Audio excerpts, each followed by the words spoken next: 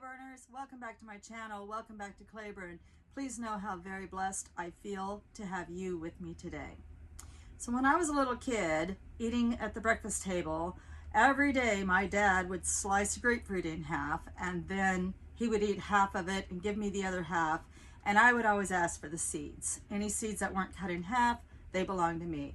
I would wet a paper towel, put it in the bottom of one of my mom's clear glasses, and then through the amazement of magic and pixie dust, a sprout would come out of that seed on that wet paper towel.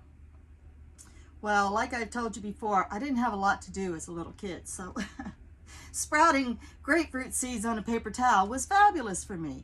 Well, I kind of carried that whole thing over into adulthood, and I still love sprouting things on paper towels.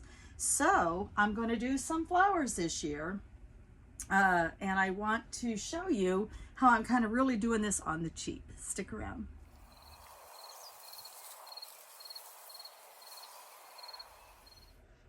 Okay, so I'm going to quickly show you what kind of flowers I'm going to go through. So last year, I planted a bunch of stuff. It was kind of late in the season, and what came up, and what didn't.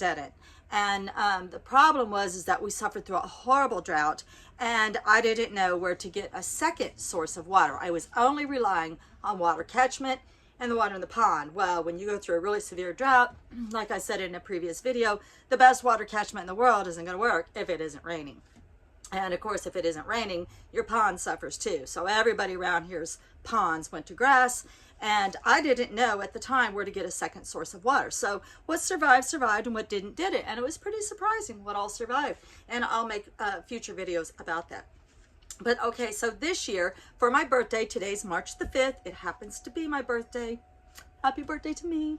So my husband asked me what did I want, and after I went through an enormous list, what we decided we could afford was he would help me put in a cut flower bed this year. And so he scraped out a bunch of invasive grass from a very sunny location that we have, and he helped me, along with the tractor, mulch it down pretty heavy so we can suffocate out that grass. In the meantime, while that grass is suffocating out, underneath that mulch, I went out and picked out some flowers, and I've also ordered some flowers, and they're not quite in yet. So I'm just going to go through what I have here. So this year, for the first time ever, I'm trying dahlias, and I'm going to put the dwarf dahlias up in the rainbow garden, and then the taller variety of dahlia, which is my first experience with dahlia, is going to go down in the cut flower garden. Just butterfly flower for my area, that's just going to go strictly in the butterfly garden. Then I have a taller variety of dahlia. And then I really wanted to get into some sunflowers in the cut flower garden this year, and so I did this fun mix of sunflowers. Now this is all just stuff I picked up in big box stores. And then I also wanted to do something that was recommended on another video that I watched, Lemon Queen, so I'll be planting those. And then zinnia makes a really great cut flower, and so I didn't really find any nice peachy or dusty rose colors just sitting around the big box stores. They're pretty much very vibrant from the big box stores, so I will be ordering some zinnia seeds. But until then, I'm doing this giant double, just mixed flowers.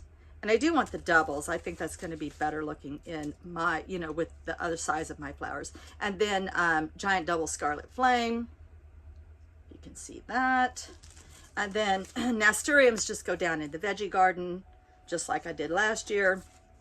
Dill just goes down in the veggie garden on the other side of my cucumbers. And then I did get 2 packs of chamomile, and I'm going to be ripping out some more grass and planting my chamomile in a permanent spot along with some creeping phlox.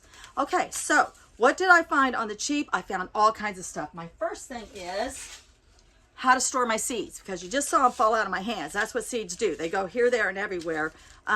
While you're trying to plan your garden, and you're like, oh, what to do with the seeds.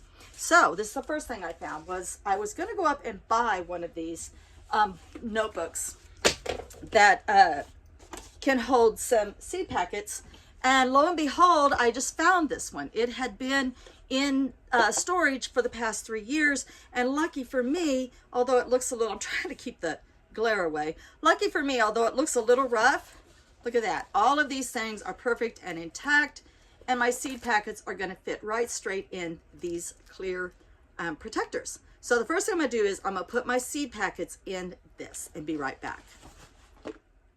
Okay, so I also, in digging around the camper, I found this cute little journal. So this is going to be my plant journal for 2024. And all I did was I just separated it from direct sow to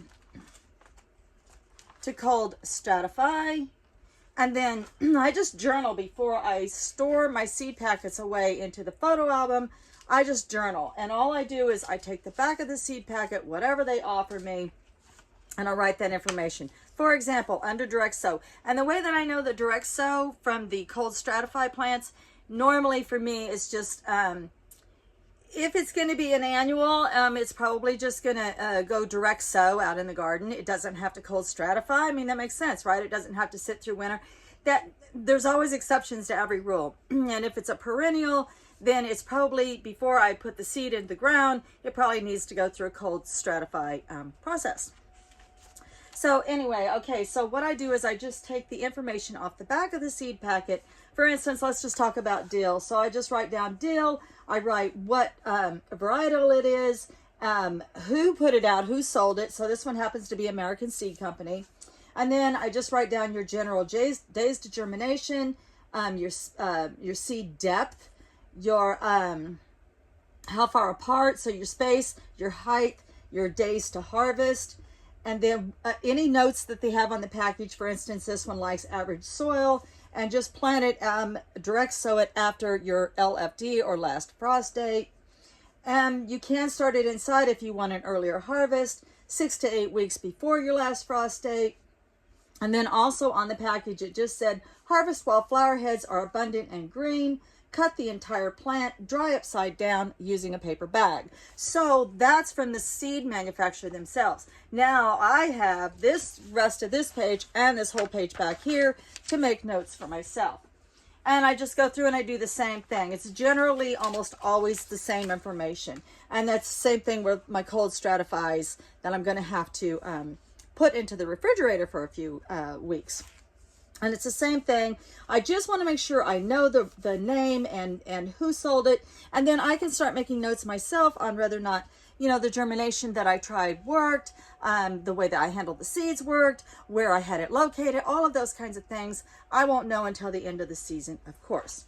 So now that I have it all journaled and I can refer to that and keep notes on the plants and everything, now I can go through and store my seed packets away into this, and I'll show you that in just a second. Okay, now we're getting down to the nitty gritty. So I just go ahead and leave my cold stratifies out because we're going to have to put these on wet paper towels and put them in the refrigerator.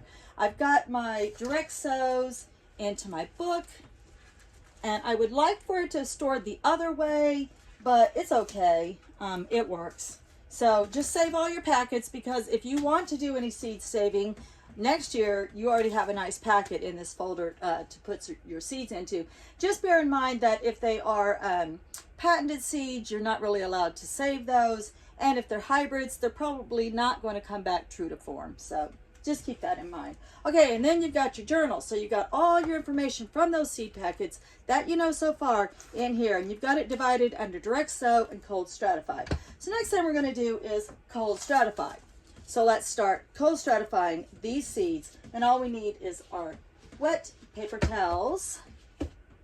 And we're going to make some labels. So the only thing I'm going to put on my labels, and look what I found, old manila folders. So that's going to be great cardstock labels, right? And I found these cute little bags that I can protect the labels in, since they're going to be sitting on a wet paper towel.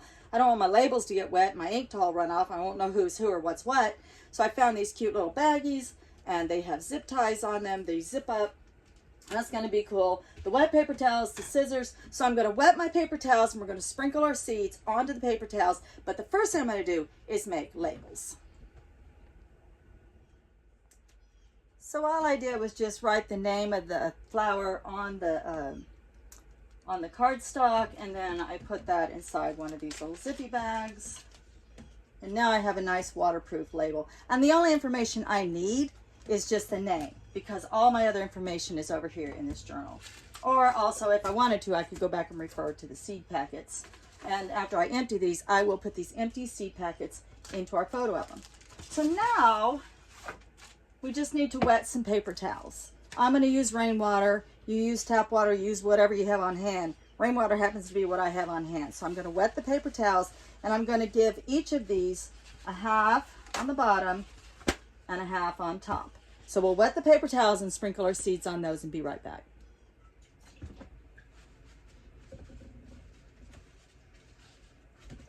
You pretty much want to saturate it and then kind of squeeze it back out.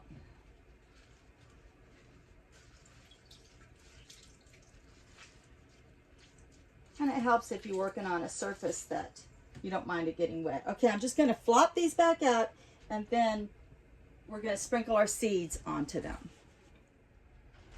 Okay, so now I'm just going to sprinkle, like, I got 2 packs of chamomile for some reason. I'm not sure why.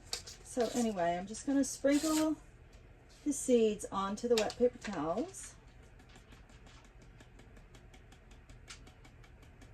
I try to get them as far apart as I can, but chamomile is like really a mess. And then I immediately cover it. And then I put my chamomile label up there. And then I'm just going to go all the way down and do that with all 5 seed packets. Okay, so another thing that I thought I was going to have to go buy was the 1-gallon baggies, but turned out I had some up in storage also. So I just kind of fold this up so that I can handle it, set it down in the bag, and then I put that in there. Okay, I'll do that with all of them, and then these go into the refrigerator, and I'll show you what else I found. Alright, so the last thing that I found was one of these free calendars that I got from the Audubon Society. So I love looking at them. So I'm going to find my last frost date, which for me is April the 20th. That's my last frost date. So all I do is just count back weeks. Like this is 2 weeks before the last frost date, or LFD, 4 weeks before, 6 weeks before, and the first would have been 7 weeks before, but I'm halfway in between, so I'm at 6.5 weeks before my last frost date. So since this is March the 5th, I'm going to write on there what all I put into the refrigerator. And I'll be right back.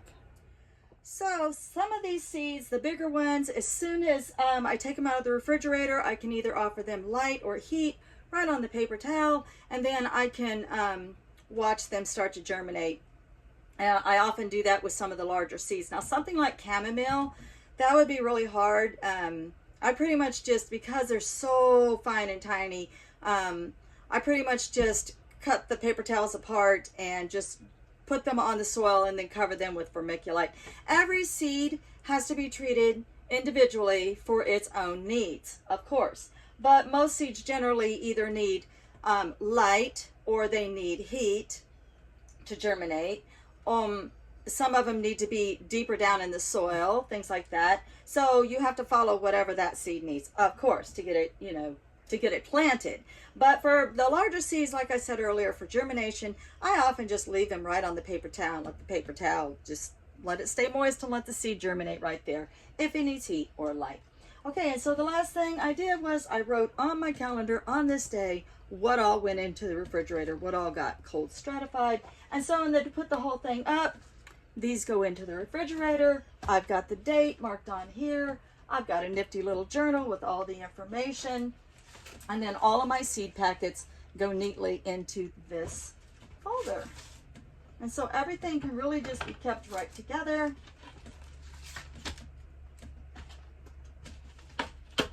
That easy.